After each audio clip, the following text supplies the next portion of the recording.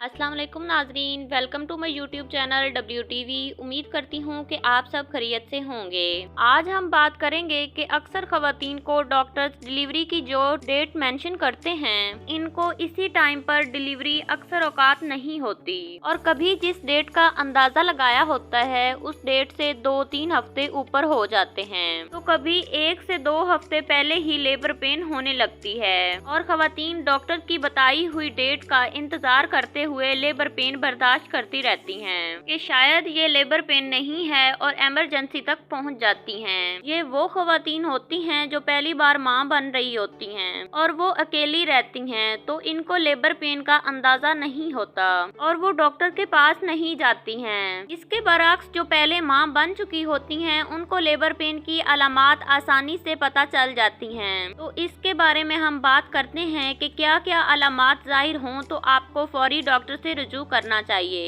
इसके अलावा ट्रू और फॉल्स लेबर पेन, यानी कौन सी पेन लेबर पेन है और कौन सी पेन लेबर पेन नहीं है, एक हफ्ता जब डिलीवरी का रहता है तो इसकी क्या क्या अलामात हो सकती हैं, जिससे आपको अंदाजा हो जाता है कि एक हफ्ते तक आपको डिलीवरी के लिए लेबर पेन शुरू हो जाएगी। माँ बनना आसान काम नहीं होता है और 9 माह तक बच्चे को पेट में रखना भी कोई आसान काम नहीं है। पूरे 9 महीने एहतियात की सख्त जरूरत होती है, वरना जरा सी लापरवाही से बच्चे और माँ दोनों को नुकसान पहुंच सकता है। आजकल के जदीद दौर में रहकर आप सोशल मीडिया से हेल्प लेकर बहुत सी परेशानियों से बच सकती हैं। अब हम बात करते हैं कि कौन कौन सी अलामात ज़ाहिर हों तो लेबर पेन शुरू हो जाती है, जिनसे आपको पता चल सकता है कि अब डिलीवरी का टाइम हो चुका है, तो उस वक्त आपको फौरी अपने डॉक्टर से रुजू करना चाहिए। सबसे पहले अगर आपकी कमर में दर्द हो और साथ ही पेट के निचले हिस्से में भी दर्द हो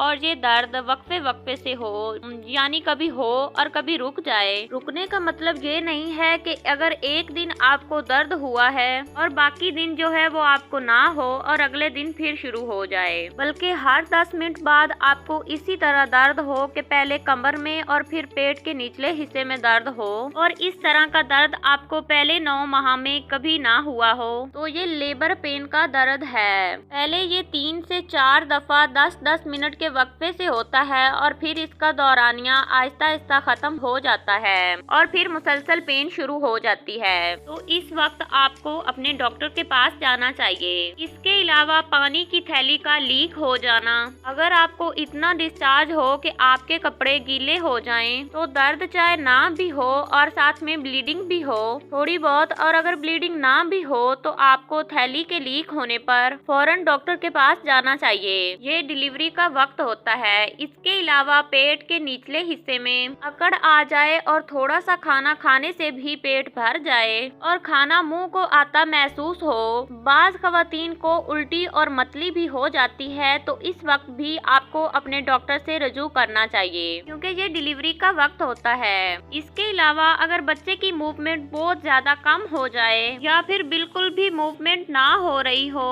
तो भी आपको अपने डॉक्टर के पास चले जाना चाहिए। इसके अलावा अगर आपको फील हो कि बच्चा ऊपर से नीचे पेल्विक की तरफ मूव कर गया है, जो आपको पेट के बाहर से भी देखने से पता चलता है कि ऊपर से पेट जो है वो हल्का हो गया है, तो ये भी लेबर का वक्त होता है। इसके अलावा अगर आपको पेचस हो जाएं जो मसल के खुलने की वजह से होते हैं, तो ये भी लेबर पेन का वक्त होता है। इसके अलावा अगर थकान बहुत ज्यादा महसूस हो, कोलों पर दबाव महसूस हो, बार बार आपको यूराइन फील होता हो लेकिन मिकदार में बहुत कम आए, तो ये सारी अलामात आपको वाज़ा करती हैं कि ये वक्त जो है डिलीवरी का है और लेबर पेन का है। तो अगर आपको दर्दें ना भी लगें तो आपको इन तमाम अलामात पर गौर करना है और फौरन डॉक्टर के पास रुजू करना है, ताकि हर तरह की परेशानी से बचा जा सके। आज के लिए बस इतना ही। Thanks for watching. Do not forget like and subscribe. Allah Hafiz.